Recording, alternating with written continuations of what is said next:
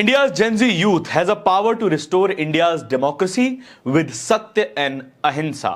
यह कहना है राहुल गांधी का। आज की प्रेस कॉन्फ्रेंस में राहुल गांधी ने यही संदेश देने की कोशिश की है कि भारत के जेनजी युवा को भारत की डेमोक्रेसी को रिस्टोर करने की जरूरत है और उनमें वो ताकत भी है। सत्य और अहिंसा से इस डेमोक्रेसी को रिस्टोर किए जाने की जरूरत है। राहुल गांधी ऐसा कह क्यों रहे हैं? राहुल गांधी ने कुछ महीनों पहले अगस्त में ही एक प्रेस कॉन्फ्रेंस की, जहां पर उन्होंने कर्नाटक में हुए चुनाव और वहां की एक सीट महादेवपुरा के फर्जी वोटरों की गिनती बताई। फर्जी वोटर कितने? लगभग 1 लाख फर्जी वोटर उन्होंने अपनी पहली प्रेस कॉन्फ्रेंस में गिनवाए थे। आज एक और प्रेस कॉन्फ्रेंस की और हरियाणा में करीब 28 लाख फर्जी वोटर गिनवाए हैं। पहले 1 लाख और अब 28 लाख फर्जी वोटर। राहुल गांधी का कहना है कि जो पार्टी लोकसभा चुनावों में हरियाणा में बेहतरीन प्रदर्शन करती है और कुछ महीने बाद हुए विधानसभा चुनावों में वो हार कैसे जाती है, वोटर पैटर्न चेंज कैसे हो जाता है, वो ऐसे कि जो वोटर लोकसभा चुनाव में वोट करते हैं उनके वोट काट दिए जाते हैं और फर्जी वोटरों को जोड़ दिया जाता है। फर्जी वोटर कैसे? उन्होंने कुछ उदाहरण दिए। वो कहते हैं कि ब्राजील की एक मॉडल को एक ही विधानसभा के कई बूथों पर वोटर बना दिया जाता है और किसी को कानो कान खबर नहीं पड़ती। कई वोटर ऐसे होते हैं जिनकी तस्वीर ही वोटर आईडी में साफ नहीं दिखाई देती है। कई वोटर ऐसे हैं, तस्वीर एक है लेकिन नाम अनेक हैं। ज्यादातर इसमें महिलाएं हैं और सबसे जरूरी और सबसे खतरनाक स्थिति यह है कि जो वोटर उत्तर प्रदेश में वोट कर चुके हैं वही वोटर हरियाणा आ जाते हैं वोट डालने के लिए और कई विधानसभाओं में कई बूथों पर वोट डालते हैं।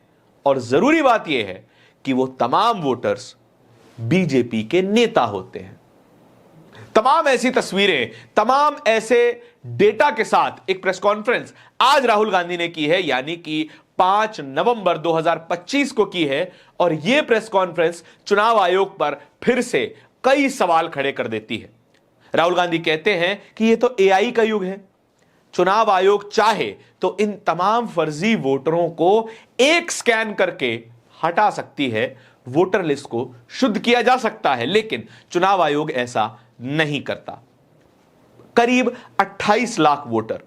राहुल गांधी इसमें आगे जोड़ते हैं कि ये फर्जी वोटर बनाने और मौजूदा वोटरों को हटाने का काम बीएलओ नहीं कर रहा है। बीएलओ इस बात पे निर्दोष है। यह काम केंद्र के स्तर पे किया जा रहा है, यानी कि चुनाव आयोग और स्वयं ज्ञानेश कुमार इस पूरी धांधली में शामिल हैं, ऐसा राहुल गांधी कह रहे हैं।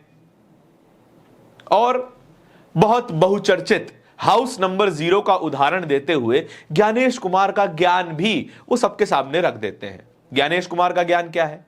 हाउस नंबर 0 पर जब ज्ञानेश कुमार या फिर चुनाव आयोग से सवाल पूछा गया तो ज्ञानेश कुमार ने जवाब दिया कि जो लोग बेघर हैं, जिनका कोई घर नहीं है लेकिन वो वोटर लिस्ट में शामिल हैं, उनका हाउस नंबर 0 लिखा जाता है। House number 0। इतना उदार व्यक्तित्व कैसे हो सकता है चुनाव आयोग और मुख्य चुनाव आयुक्त का, कि जिनका कोई एड्रेस ही नहीं, जिनका कोई पता ही नहीं कि वे किस राज्य में रहते हैं, किस शहर में रहते हैं, किस मोहल्ले में रहते हैं, उनका घर कहां है, तो उनका वोटर आईडी बन कैसे गया? सबसे जरूरी बात यहीं पे आ जाती है कि बेघर व्यक्ति का वोटर आईडी कार्ड बना सकते हैं, लेकिन जो व्यक्ति बिहार में अपने घर में रह रहा है, जो व्यक्ति मौजूद है अपने निवास स्थान पर, अपने डॉक्यूमेंट सबमिट कर चुका है, उसका वोट नहीं है। लेकिन जो व्यक्ति बेघर है उसका वोट हमारा चुनाव आयोग बनाता है, बड़ी मुस्तैदी से बनाता है और कहता है कि ये चुनावी प्रक्रिया में शामिल किए जाने चाहिए। चुनावी प्रक्रिया में शामिल किए जाने की अगर बात हो ही रही है तो फिर राहुल गांधी उन लोगों के टेस्टिमनीज भी ले आए जिन लोगों का वोट हरियाणा में काटा गया। ऐसे कई लोगों के वीडियोस राहुल गांधी ने दिखाए जो कि साफ तौर पे अपना वोटर आईडी दिखाते हुए कह रहे हैं कि मेरे समेत मेरे पूरे परिवार का वोट काट दिया गया, जबकि मैं सालों से इसी गांव में रह रहा हूं। लोकसभा चुनाव में हमने वोट दिया था, लेकिन विधानसभा चुनाव में जब वोट देने की बारी आई तो हमारा वोट गायब हो गया, यानी कि वोट चोरी हो गया। वोट चोरी की अगर बात है तो फिर राहुल गांधी ने एक और टर्म कॉइन करा है। वोट चोरी पहले था, अब है सरकार चोरी।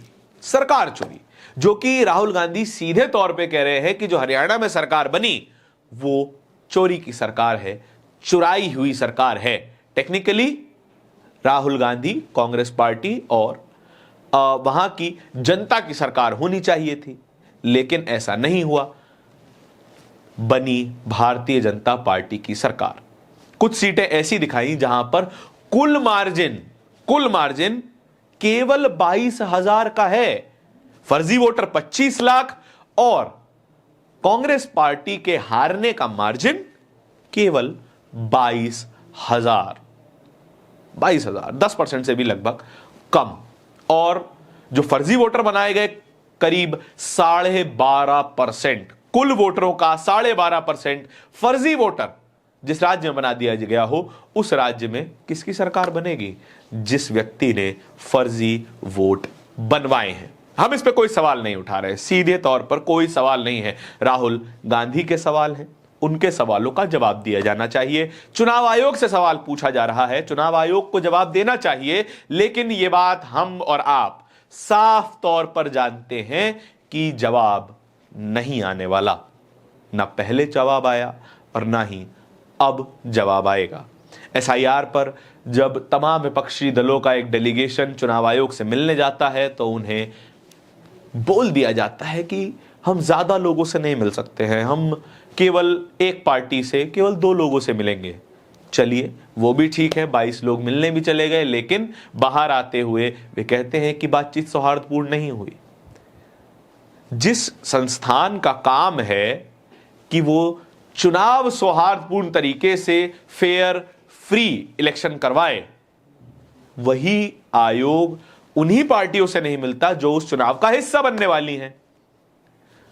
हिस्सा बनने से याद आया कि बिहार में भी एक दिन बाद, जिस दिन यह वीडियो रिकॉर्ड हो रहा है उससे ठीक एक दिन बाद वोट होने वाले हैं, यानी कि 6 नवंबर को वोट पड़ेंगे पहले चरण के। बिहार से भी कुछ लोग आए और राहुल गांधी के साथ स्टेज साझा करते हुए वे साफ बोले कि हम वोटर हैं बिहार के, हम रहने वाले हैं बिहार के, लेकिन हमारा वोट काट दिया गया।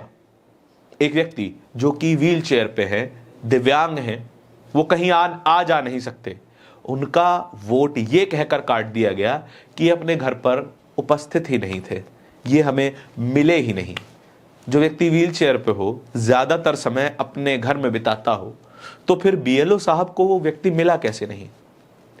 और एक ही गांव के करीब 150 वोट काट दिए गए और 150 जो नए वोट ऐड करने थे उनको भी मिला दिया जाए तो करीब 300 वोट एक गांव से गायब कर दिए गए।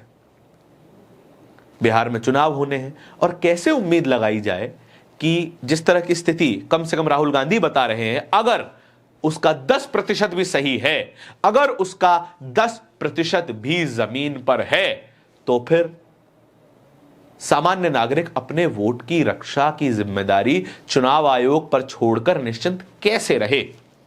अगर यही बात है तो फिर चुनाव आयोग को जवाब देने चाहिए।